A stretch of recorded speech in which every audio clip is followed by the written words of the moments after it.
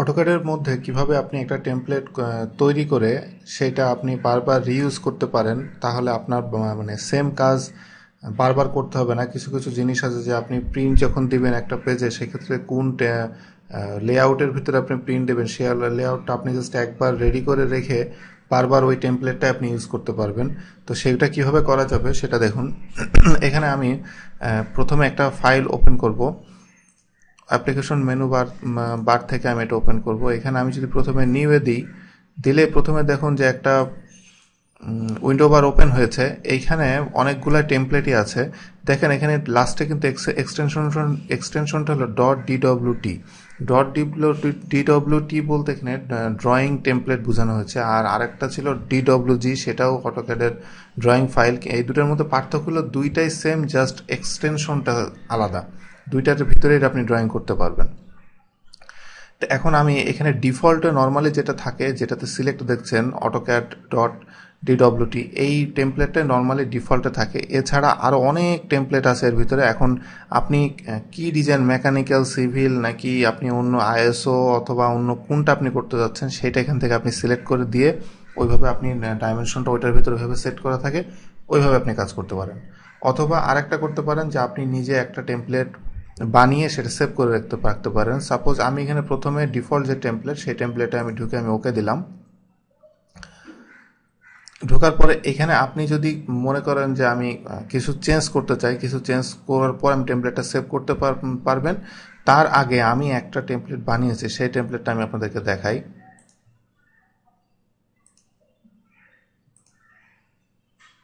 এখানে দেখেন একদম উপরে একটা দেখছেন .1.dwt, এটা আমি নিচে তৈরি করেছি।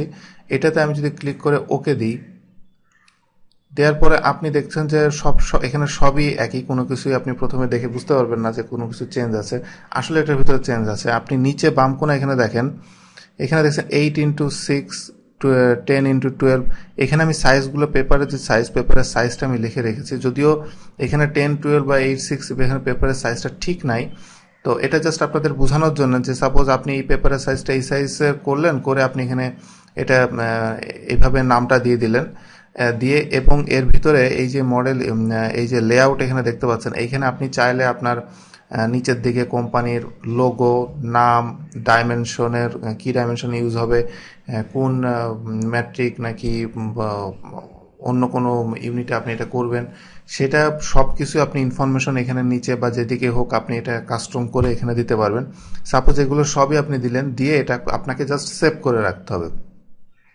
এখন আপনি এটা সেভ করতে চাইলে কি করবেন দেখেন, আমি এটা বন্ধ করে দিয়ে আমি একটা ডিফল্ট যে টেমপ্লেটটা দেয়া থাকে সেই টেমপ্লেটে আমি একটা ফাইল ওপেন করি।